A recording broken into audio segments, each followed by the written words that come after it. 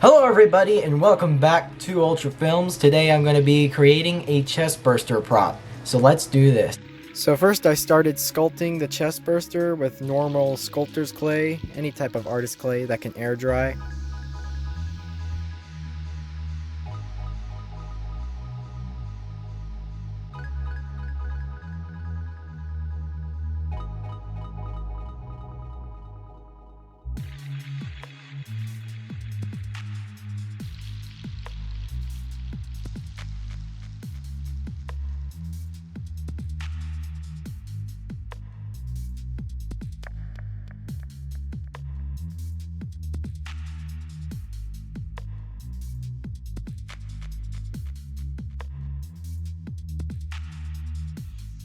Alright, so here is the Chestburster, all sculpted, dried, and ready for the mold process.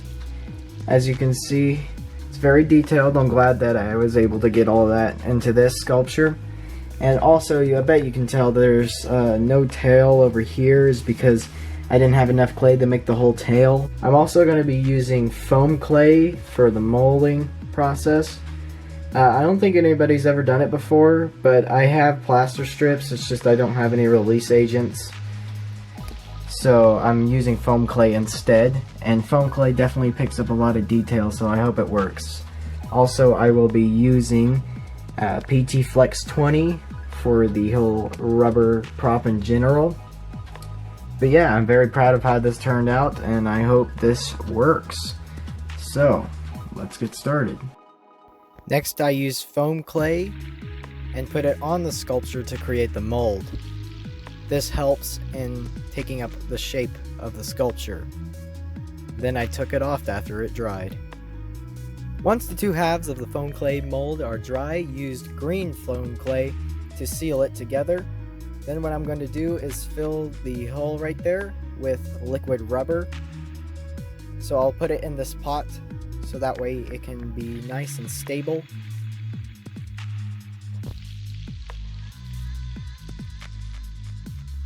So here's the PT Flex 20 rubber, that's part B, and then there's part A on the other side. Now these are a half and half mixture. Just pour that half in, and then the other half. And also use a tablecloth, as this stuff gets really messy. So I'm going to mix it now, and once you are done mixing, which takes a while, you pour it inside of your foam clay mold. That way it can take the shape and will become a rubber Chestburster prop.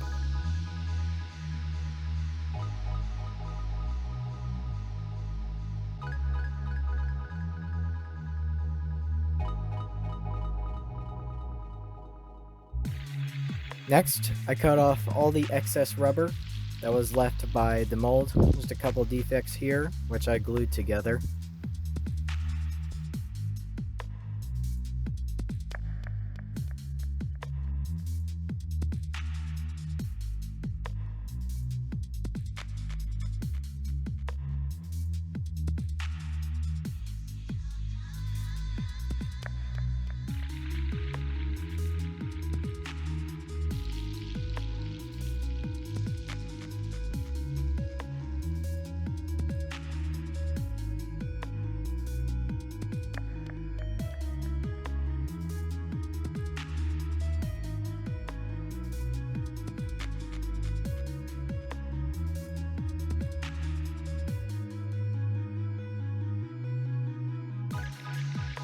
So all you'll have to do is add the paint and teeth, and you'll be ready to go.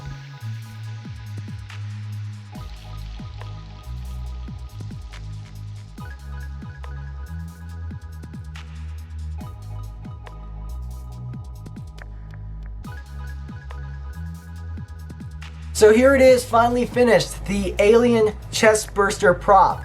It looks incredible. I'm glad that all the details pretty much went through, from the sculpt to the mold to the full casting process. But yeah, it looks very good.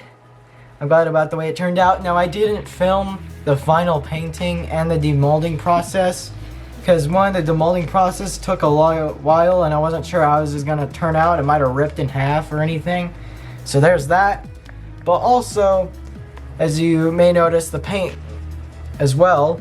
I didn't film that either because I wasn't sure how it was going to turn out, and plus this project already took me forever to do, so I was pretty much done. I was just like, let's get this over with. I got back from a long trip, and so yeah, what I basically did was I took some red paint and some black paint and I mixed it with water and just draped it all in that blood looking paint, then used a paper towel just to wipe it off, just to get some more of the skin detail in there.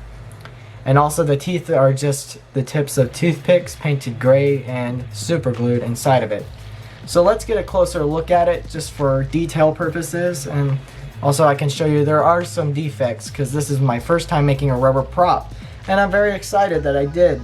So yes, let's check it out. So here it is, the rubber Chestburster prop. You can see all the different colors and paint and detail. Like I said, there are some defects here and there. Keep in mind, this is my first time. Also right here, if you want to see, here's the half of the mold. And here's another half of the mold. I did keep them, so that way I could show you guys what it looks like. This is where I poured the liquid rubber into to make the final shape that this guy is. But yes, this was a very long, difficult, but pretty fun process. A good learning experience. And I didn't have enough rubber to finish the tail, so this can just, you know, you can stick it in your shirt and make a cane costume with the alien Chestburster coming out of you. But yes, this was really fun. A good learning experience, and it turned out way better than I thought it would. So yes, very nice, really cool. And the shiny stuff right here, by the way, the shiny stuff is from a gloss coat that I used with a spray gloss. But as you can see right here, here's all the flexibility of the rubber. That doesn't focus on my hands. There we go. Flexibility of the rubber. You can move its head around side to side. Really cool. Really fun. Yeah, also I did super glue some pieces together that were kind of split because the mold was a bit weird. But it ended up looking pretty nice. But yes, this is a rubber Chestburster prop, my first rubber prop I've ever made. Really fun, really cool, very nice.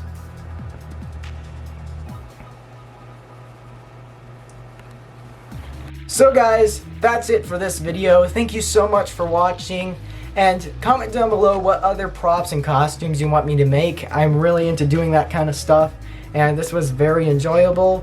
I love the learning experience it gave me.